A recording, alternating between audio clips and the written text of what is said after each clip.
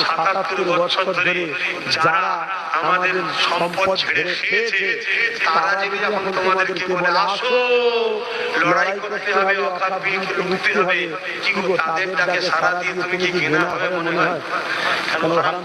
কয় ধরনের গো বাবা? দুই ধরনের আলেম। কয় ধরনের? জোরে বলুন। এক ধরনের আলেম হচ্ছে দুনিয়ার তাগুতি সরকারের অর্থে চলে, আরেক ধরনের আলেম রাসূলুল্লাহর গোলামিতে চলে। জোরে বলুন সুবহানাল্লাহ।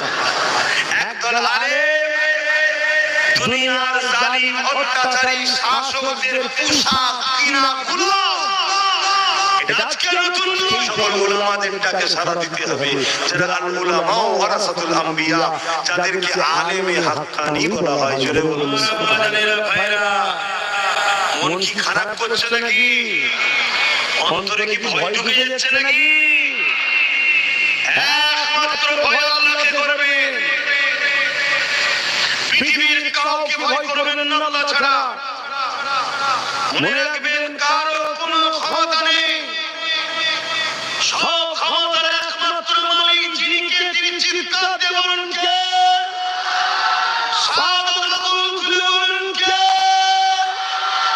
সেই আল্লাহকে ভয় করবেন।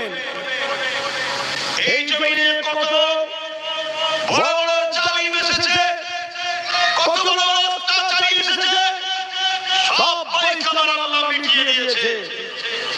ভয় আল্লাহকে করবেন, আর নবীর মহব্বত ভালোবাসা অন্তরে ভরুন। যে নবীর পক্ষে তার পক্ষে দাঁড়াবেন, যে নবীকে ভালোবাসবে তাকে ভালোবাসবেন, যে নবী থেকে দূরে তার থেকে দূরে থাকবেন। সব ক্ষেত্রে নবীকে ফলো করুন। নবীকে আল্লাহ মডেল করেছে। জোরে বলুন সুবহানাল্লাহ। আখেরি জামানা দাঁড়িয়ে দেখিয়ে, নামাজ দেখিয়ে, টুপি দেখে, কোরআন দেখে, মাদ্রাসা দেখে বেঈমানি করে দিবার ষড়যন্ত্র চলছে।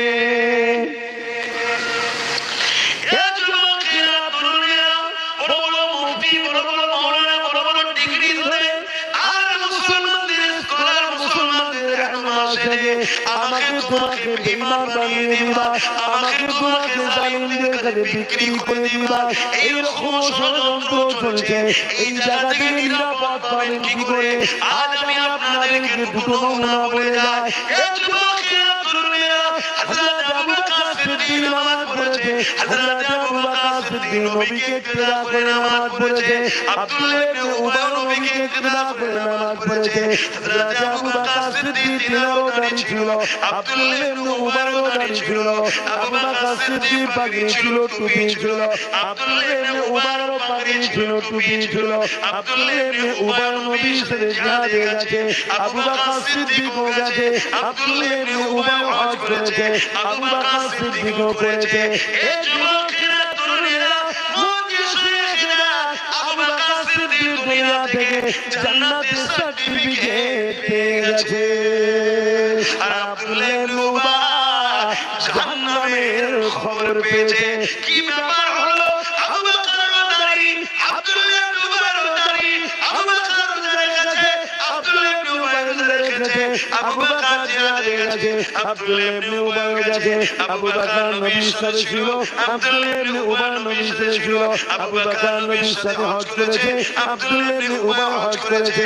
এরা দাঁড়িয়ে রয়েছে, ওনারও দাঁড়িয়ে রয়েছে, ইনিও পাগড়ি পরে, উনিও পাগড়ি পরে। এদিকে জান্নাতের সংবাদ পেল আবু বকর সিদ্দিক, আর আব্দুল্লাহ ইবনে উবাই জাহান্নামের সংবাদ পেল। এর কারণটা কি? এর কারণ কি? এর কারণ কি? এই যুবকেরা আপন দিয়ে রেখে দাও, কারণ তোমার সব থেকে বড় দুশমন হলো ছদ্মবেশী মুনাফিক মুসলমানেরা। এরা তোমার আমার সব থেকে বড় গাদ্দার, সব থেকে বড় ক্ষতিগ্রস্তরা। এদের উপরে ভর করে আর দুনিয়ার জালিমরা আমাদেরকে মিটাচ্ছে। এগুলো কি চিনতে পারো? এগুলো ডাকে সাড়া দেওয়া বন্ধ করো, এগুলো কি ছেটে ফেলে দিতে পারো? মনে রেখে দেবে, তোমার ভয়ের খবর জালিম পারবে না। এই পুকুরের গভীর কথা আমি বুঝতে পারবে না, এই পুকুরে নামার সাহস নেবে না। শুনছেন তো? আমার মুরব্বীরা শুনছেন? অনেক তো শুনেছেন বাপ দাদারা। আমার কি আজ ভুল লাগছে নাকি আব্বা? আর বাবুকে জিজ্ঞেস করছি হুলোর চাপা এটা কি না বলে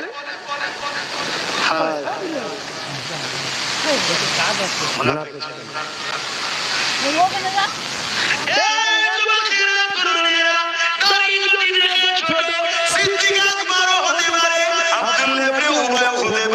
টুপি দেখে যদি ছোট সিদ্দিক আকবর হতে পারে, আব্দুল্লাহ ইবনে উবাই হতে পারে, নামাজ দেখে যদি ভরসা করো সিদ্দিক আকবর হতে পারে, আব্দুল্লাহ ইবনে উবাই হতে পারে।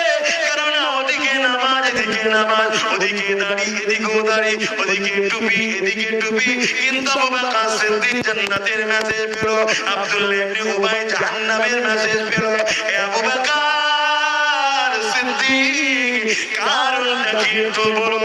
আবু বকর সিদ্দিক বলেছিল, এ বিশ্বের মানুষেরা আব্দুল্লাহ ইবনে উবাই যা আছে আমি আবু বকরের তাই রয়েছে, কিন্তু আমি আবু বকরের যা আছে আব্দুল্লাহ ইবনে উবাই তা নাই। কি আপনার আছে ওর নাই, ওর কি আছে আপনার আছে। আবু বকর সিদ্দিক বলেছিল, নামাজ আব্দুল্লাহ ইবনে উবাইর আছে আমি আবু বকরের আছে। আব্দুল্লাহ ইবনে উবাই সাহাবী দাবি করেছে, আমি রাসূলুল্লাহ সাহাবী হয়েছি, আমি আবু বকরও সাহাবী হয়েছি। আব্দুল্লাহ ইবনে উবাই নবীর সাথে জিহাদে গেছে, আমি আবু বকর হয়েছি। আব্দুল্লাহ ইবনে উবাই হজ করেছে, আমিও করেছি। এক কথায় আমলের জিন্দেগি যে কোন বলা হয় সেদিক দিয়ে আব্দুল্লাহ ইবনে উবাইর যা রয়েছে আমি আবু বকরেরও তাই রয়েছে, কিন্তু আমার যা চোরতা না। এ আবু বকর সিদ্দিক আপনার কি আছে ওর নাই। আবু বকর সিদ্দিক বলেছিলেন, আমার দিলে আমার চোখে আমার জবানে নূর নবীর মুহাব্বত রয়েছে, যেটা আব্দুল্লাহ ইবনে উবাইর নাই। এই না থাকার দরুন নামাজ রোজা থাকার প্রথম জাহান্নামী, আর আমি আবু বকর জান্নাতের সংবাদ পেয়েছি। আরো জোরে বলুন সুবহান। আজকের দিন আব্দুল্লাহ ইবনে উবাই আছে না নাই? কথা বলছেন না? আজকে এরকম দাড়িওয়ালার পাল্লায় পড়লে ধ্বংস হতে হবে না হবে না? আজকে এরকম রোজাদার এরকম হাজি আছে না নাই? আমাদেরকে ধরতে হবে সিদ্দিক আকবর হুজুরের কলিগ, অর্থাৎ ঈমান যার দিলে আছে, নবীর প্রেম আদব রেখে নামাজ পড়ছে, নবীর আদব প্রেম রেখে রোজা রাখছে, হজ করছে, তাদের সঙ্গে থাকতে হবে। সেই সকল উলামাদেরটাকে সারা দিতে হবে যারা আল উলামা ওয়ারাসাতুল আম্বিয়া, যাদেরকে আলেমে হাক্কানি বলা হয়। জোরে বলুন সুবহানাল্লাহ। আলেম কয় ধরনের গো বাবা? দুই ধরনের। আলেম কয় ধরনের? জোরে বলুন। এক ধরনের আলেম হচ্ছে দুনিয়া তাগুতি সরকারের অর্থে চলে, আর এক ধরনের আলেম রাসূলুল্লাহর গোলামিতে চলে। জোরে বলুন সুবহানাল্লাহ। এক দল আলেম দুনিয়ার জালিম অত্যাচারী শাসকদের পোশাক কিনা গোলাম। এটা আজকে নতুন নয়। হযরত আকবর যখন মুজাদ্দিদ আল-ফিসানির বিরুদ্ধে লড়াই নেমেছিলেন, মুজাদ্দিদ আল-ফিসানির দিকে মাত্র কোটি কত আলেম ছিল, কেন তারা ওয়ারাসাতুল আম্বিয়া নবীর গোলাম মুজাদ্দিদ আল-ফিসানির পাশে দাঁড়িয়েছে। অপর দিকে হযরত আকবর যে কোরআনের বিরুদ্ধে একটা কিতাব বার করেছিল দ্বীন ইলাহি, তার দিকে হাজারো হাজারো মুফতি মাওলানা রয়েছে। কেন আকবরের হাতে রাজ ক্ষমতা, আকবরের মিলিটারি আছে, আকবরের প্রশাসন আছে, আকবর কোটি কোটি টাকা খরচ করে ওই সকল দুনিয়াদার উলামাদের ঘরে কিনেছিল, তারা সর্বসময় ক্ষুদ্র ভিত্ত আকবরের পক্ষে লোককে জড়ো করার প্ল্যান করত। তারা সেদিন ময়দানে প্রকাশ হয়ে গেল। মুজাদ্দিদ আল-ফিসানি সারা দেন দিকে আকবরের দিকে দাঁড়িয়েছিল। ওই সময় আমার আল্লাহ পাক মুজাদ্দিদ আল-ফিসানিকে সাহায্য করলেন। বিশাল তুফান আসলো, ওই তুফানে আকবর ও তার দুনিয়াদার খরিদ করা গোলাম আলেম মুফতিগুলোকে নিয়ে গিয়ে আল্লাহ জাহান্নামে বললেন। মুজাদ্দিদ আল-ফিসানির পক্ষে যারা ছিল তারা সম্মানিত হলো, জান্নাতি হলো। জোরে বলুন সুবহানাল্লাহ। আরো জোরে বলুন। আজকে এরকম আলেম আছে না নাই? এরকম বক্তা মুফতি মাওলানা নামাজি আছে না নাই? যারা বারবার বিভিন্ন সময় বিভিন্ন দিক দিয়ে এই কওমকে ধোঁকা দিয়েছে, এই কওমের সঙ্গে গাদ্দারি করেছে। তাই ৭৭ বছর ধরে আমাদের সঙ্গে এই সকল মুনাফিকগুলো গাদ্দারি করছে বলি আজ আজকে এমন একটা জায়গায় চলে এসেছি আমরা, আজকে আমরা বেঁচে থাকবো, টিকে থাকবো, আমাদের বাচ্চারা ইসলাম পাবে কি, ভারতে থাকবে কি, এই প্রশ্ন এসে কথা তোমার মনে ভুলছে, কথা বলেন ভুলছে। আজান হচ্ছে শুনলেন, আজান হবে কি কোনো গ্যারান্টি? আপনি বলবেন আমরা এখানে সব আছি, আরে রেখে দিয়ে না, দেখো 70% বলছিল খবর নাও, লাউড়া কি হচ্ছে দেখো, কথা বলতে ঢুকছে না রে। আছে বাপ মুনাফিক যদি আমাদের মধ্যে থাকে, বাঁচার রাস্তা নেই, কারণ নাম ধরেছি, কারণ নাম ধরেছি, ব্যক্তিগত অঙ্গ বলেছি, কোন দল কারণ নাম ধরেছি, কারো জামাত বলেছি, এরপরও যদি কারো কষ্ট লাগে জানতে হবে এটা হলো সেই, এটা হলো সেই, কেন আমি তো কারো নাম বলে তো কষ্ট লাগে না, কথা মাথায় ঢুকছে না কেন? আমি তো কমকে বাঁচাবার জন্য বুঝিয়েছি, কমকে হুজুরের সঙ্গে জুড়তে চেয়েছি। বলো যা কিছু আলোচনা করলাম এই সামান্য সময় আলোচনা শুনে তোমাদের কি মনে হলো? আমি তোমাদের ক্ষতি করতে চাইছি না, উপকার করতে চাইছি? কারা কারা বলছো উপকার করতে চাইছি? আল্লাহকে সাক্ষী রেখে হাত তুলবে। এই হাত সত্য তো? আর আরেকবার জিজ্ঞেস করছি, আমি তোমাদের ঘরে নবীর সঙ্গে জুড়তে চাইছি না কাটতে চাইছি? জোরে বলুন। যারা বলছেন জুড়তে চাইছি আল্লাহকে সাক্ষী রেখে বলুন, আয় আল্লাহ এত বড় হাত সাক্ষী দিচ্ছে, আমি এদেরকে আপনার হাবিবের সঙ্গে জুড়তে চাইছি, আল্লাহ এই হাতকে কবুল করেন, এর বিনিময়ে আপনি আমাকে জান্নাত দান করুন, আমিন। এই বান্দার কথা, এই বান্দার কথা, এই ছেলের কথা, এই ভাইয়ের কথা বিশ্বাস হয়, আমি বলছি না আপনি আমাকে নিয়ে চলুন, আমি বলছি না পিছনে দাঁড়ান, না, আপনি আগামীতে একটু বুঝে বুঝে পা ফেলে এটা আপনি বুঝে বুঝে পা ফেলুন। ইমামকে সম্মান করতে হবে যদি ইমাম রাসূলুল্লাহ হয়, মুফতিকে সম্মান করতে হবে মুফতি রাসূলুল্লাহ হয়, পীরকে সম্মান করতে হবে পীর রাসূলুল্লাহ হয়। যদি সে দুনিয়ার জালিম অত্যাচারী শাসকের দ্বারা হয়, খরিদ করা গোলাম হয়, সে যতই মুফতি মাওলানা দাবি করে, তার সম্বন্ধে কোরআন কি বলে, রাসূল কি বলেছে শুনবেন না? আল্লাহর নবী বলেছে, খুব অচিরে জমিনের উপরে আসমানের নিচে সবথেকে নিকৃষ্ট হবে, বড় সবথেকে নিকৃষ্ট হবে একদল উলামা তাবিঈন। আমার নবীর কথা, নবীর কথা যাদের জন্য আমার উম্মত ক্ষতিগ্রস্ত হবে, আজকে বলুন আমাদের ক্ষতিগ্রস্তের পিছনে এই সকল মুনাফিক এক দলের হাত আছে না?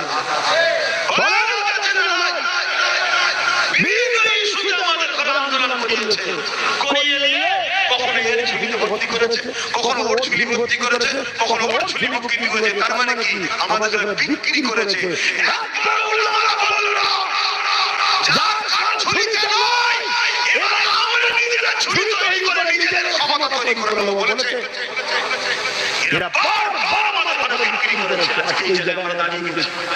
নতুন করে আপনারা নিশ্চয়ই শুনছেন, কেন্দ্রের এক জালিম সরকার ওয়াকফকে বাস্ত করতে চাইছে। কিছুদিন আগে কৃষকদের পিছনে লেগেছিল, মণিপুরকে জ্বালাচ্ছে, এখানে অত্যাচার, ওখানে অত্যাচার, রেল বিক্রি করছে, এলআইসি বিক্রি করছে, পুরো দেশকে শেষ করে দিয়ে এবারে মুসলমানদের প্রপার্টি, মসজিদ, মাদ্রাসা, কোরআন, দ্বীন, ইসলাম, ওয়াকফ, এটাকে শেষ করার প্ল্যান নিলেন। হচ্ছে না কথা বলো? আমি আপনাদের বলে দিই, আপনারা যদি মুনাফিক ছেড়ে দিয়ে এই সংগ্রামে আন্দোলন করেন, আপনারা ঘিরে দাঁড়িয়ে যাবেন। ওর ক্ষমতা নেই। যদি আপনারা মুনাফিকের পাল্লায় পড়েন, আপনাদের জায়গা জমি হয়ে যাবে, চিহ্নের মতো আপনাদের নাম হিসেবে মুছে দেওয়া হবে। কেন ভেবে দেখেছেন কখনো? কখনো ভেবে দেখেছেন ৭৭ বছর ধরে আমাদের ওয়াকফ সম্পত্তি চুরি হচ্ছে না, হয়নি বলুন? কথা বলছো না তো? গায়ে লাগছে কথা? ৭৭ বছর ধরে যে কোনো হুকুমত এসেছে, আমাদের ওয়াকফ, মসজিদ, মাদ্রাসা, কবরস্থান, ঈদগাহ, খানকার টাকা চুরি করে খেয়েছে না খায়নি? কেউ কম কেউ বেশি খাচ্ছে না খায়নি?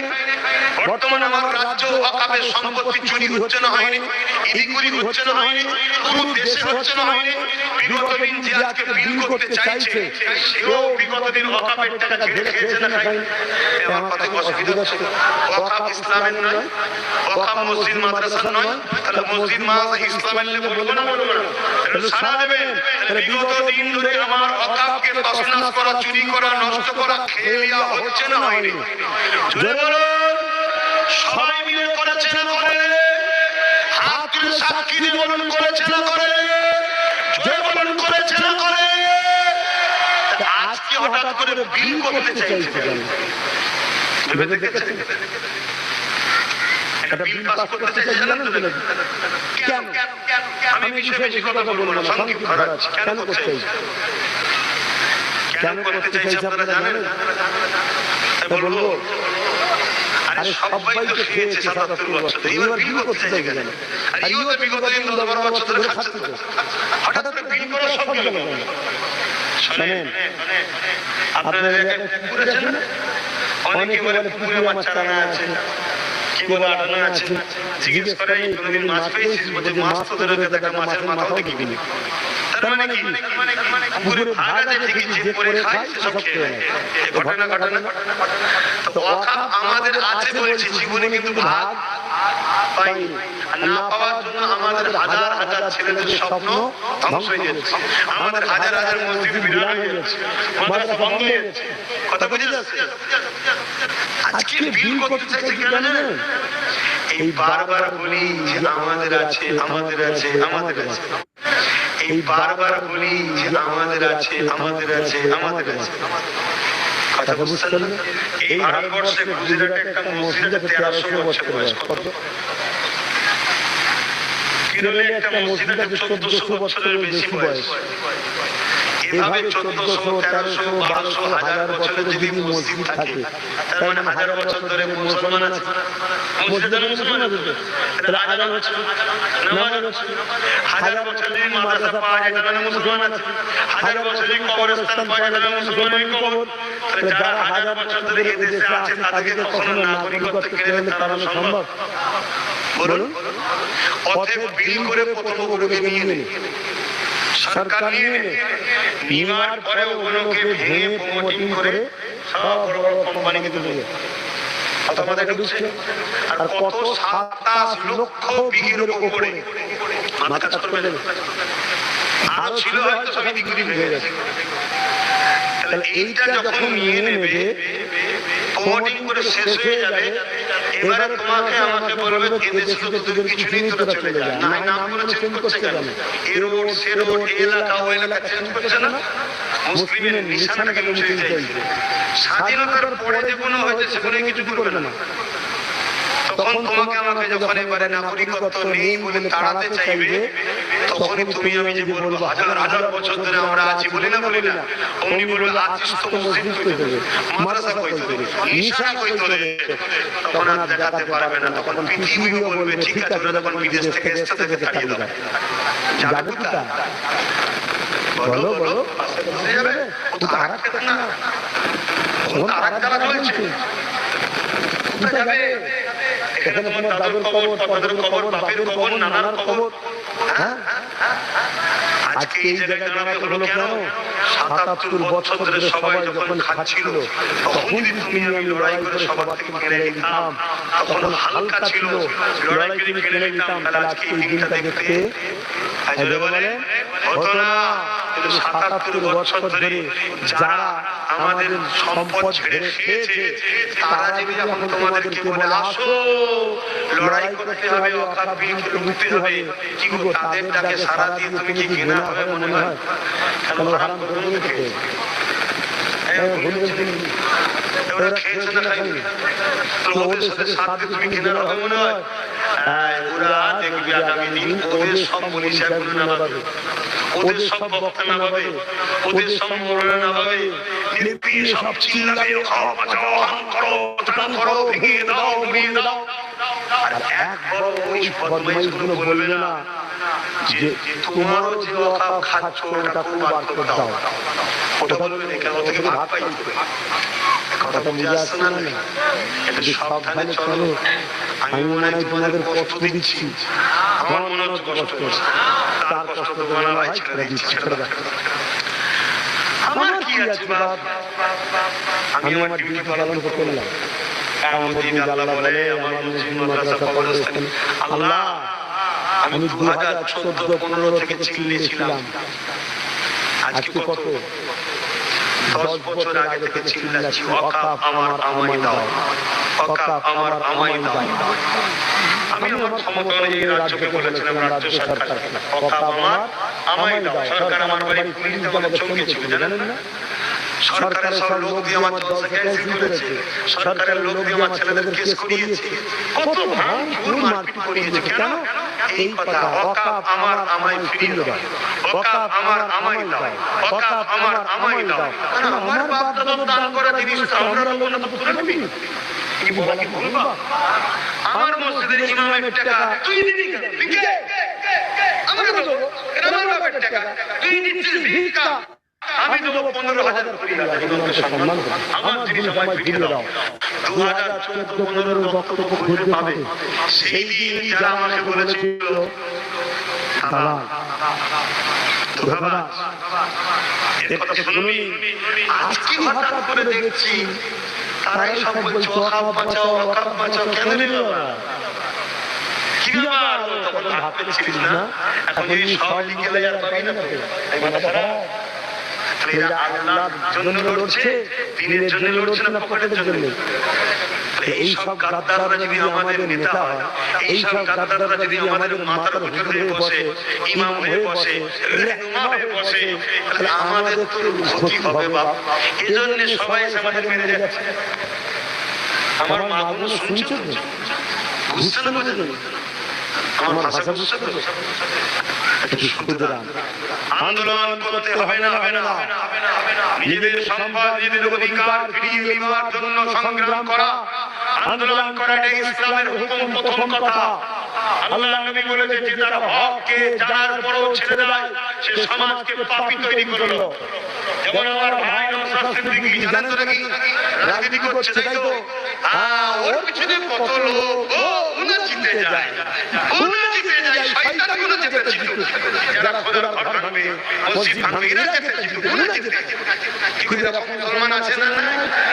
প্রচুর আছে। আর এই সব হারাম খোরগুলো জুমদার থেকে বললাম, হয় আল্লাহ হিদায়াত করুক, না এই হারাম খোরগুলোকে আল্লাহ মেরে কমিয়ে দিক। এসব 2 নম্বরে কিছু লাভ নেই। 313 জন বদরের মতো শহীদ থাক, 12,000 সালাউদ্দিন আইবির মতো শহীদ থাক, কিন্তু বলা ভুল হচ্ছে নাকি? কষ্ট হচ্ছে না? কেউ যদি হারাম করে থাকে কষ্ট হবে, আর হারাম করে না থাকে কষ্ট হবে না। ক্যান্সার রোগ হয়ে গেছে, এখন যদি ওষুধ খাওয়াবেন মৌমাছি, তাদের স্কিন ওটা উঠুক, 50 লাখ টাকা রাখুক।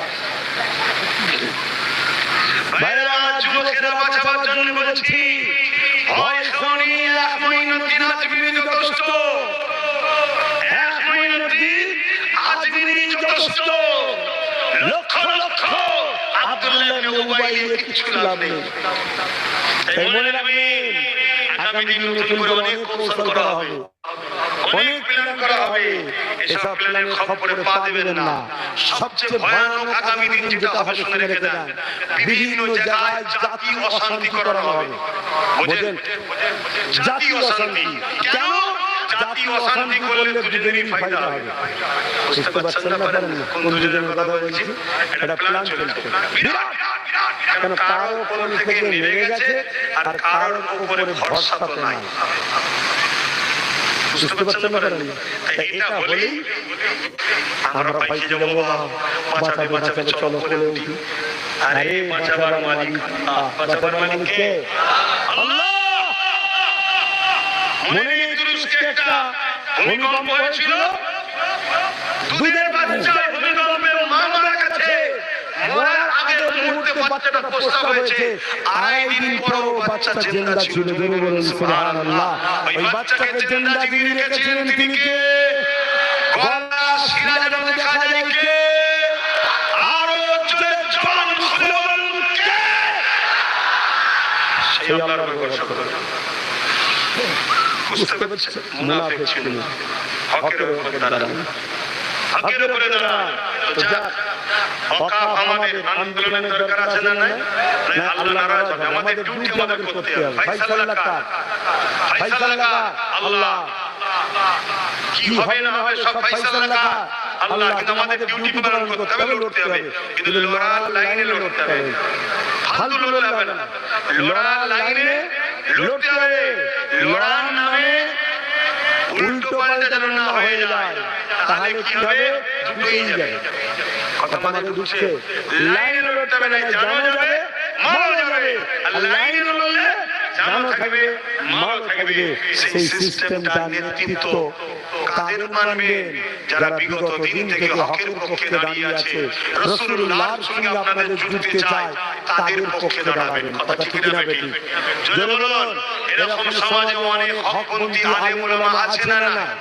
তাদের ডাকে সাড়া দেবেন। এইটুকু আহ্বান রেখে আমি সংক্ষেপ করছি।